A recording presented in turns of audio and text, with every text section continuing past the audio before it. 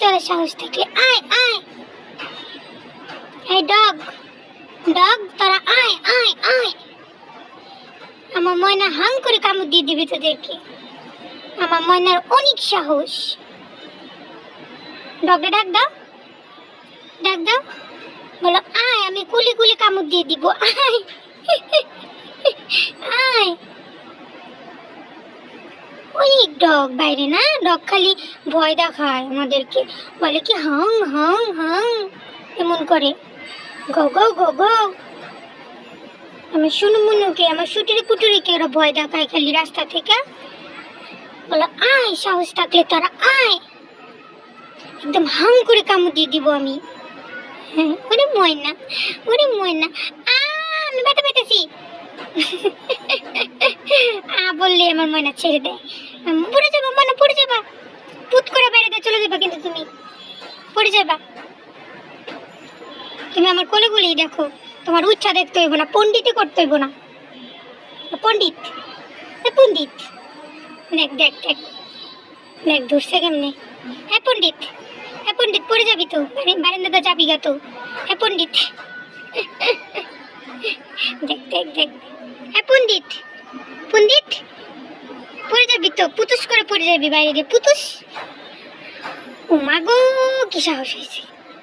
পরে যে রাস্তায় যে কুত্তা আছে না, তারা খাবলা মারবো, ধইরা খাবলা দিব নি, খাবলা খাবলা খাবলা দিবে নি। চলো আমরা ঘরে চলে যাই, ঘরে চলে যাই। তুমিও ভাত খাবা, আমিও ভাত খাবো, আমরা দুজন দুজন ভাত খাবো। আমার ময়নাও ভাত খাবে, আমিও ভাত খাবো। আমার ময়না ফিশ দিয়ে ভাত খাবে, আমি বেগুন দিয়ে ভাত খাবো। তো যাই হোক, আসসালামু আলাইকুম ইউটিউববাসী, কি অবস্থা সবার? চলে আসলাম আপনাদের আজকের আরেকটা ভিডিও নিয়ে। তো বাইরে কুকুরগুলো অনেক সারাদিন গেউ গেউ গেউ গেউ করে, আর এই 6 তলার ওপর থেকে আমার ইমিকোগুলোর প্রতি খুব আকর্ষণ। তো ওরে নিয়ে বারান্দাতে একটু ঘুরে টুরে নিয়ে আসলাম, যে কুকুরগুলার একটু হুমকিও দিয়ে আসলো আমার ইমিকো। তো যাই হোক, এখন চলে আসলাম ভাত খাওয়াতে। অলরেডি রাত 10:30 বেজে গেছে। তো এখন পর্যন্ত আমরা কেউ ভাত খাই নেই। তো আজকে আম্মু যেগুলো রান্না করছে ওগুলোতে আমার ভাত খেতে ইচ্ছা করতেছে না। তো চিন্তা করলাম যে একটু বেগুন পোড়া দিয়ে ভাত খাই। বেগুন পোড়াটা আমার অনেক অনেক ফেভারিট, আর এটা আমি একটু বেশি পোড়াই।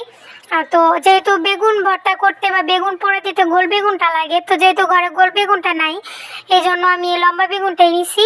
আর কি করুম, কর নাই তো নাই, এত রাত্রে আমি গোল বেগুন কই পাবো। তো যাই হোক, এরকমভাবে আমি মাঝখান দিয়ে একটু কাইটে নিছি, কারণ বেগুন উপর দিয়ে যত ভালো যত সুন্দরী হোক, ভিতরে পোকা থাকতেই পারে, এটা বেগুনের একটা বিশেষ গুণ। কেটা কইছে বেগুনের গুণ নাই? বেগুনেরও বহুত গুণ আছে। তো যাই হোক, এটা বেগুনের একটা বৈশিষ্ট্য যে ভিতরে যে কোনো সময় যে কোনো বেগুনের ভিতরে পোকা থাকতে পারে, উপর দিয়ে বোঝা যায় না। তো এই কারণে আমি বেগুনটা ভালো কিনা মাঝখান দিয়ে একটু করে নিছি, আর এটা চুলাতে দিয়ে দিছি, তেল মাখায় দিছি অবশ্যই। আর এটারে আমি একদম ভালো করে পুরাটার একটু পুরে টুরে নিমু। একটু লম্বা বেগুনটা একটু ঝামেলা হইতেছে। তো আজকে বেগুন ভর্তা দিয়ে ভাত খাবো। আপনাদের যাদের যাদের ইচ্ছা করতেছে তারা ফ্রিজ থেকে বেগুন বের করে নিয়ে পোড়াতে দেন। চলেন একসাথে খাই।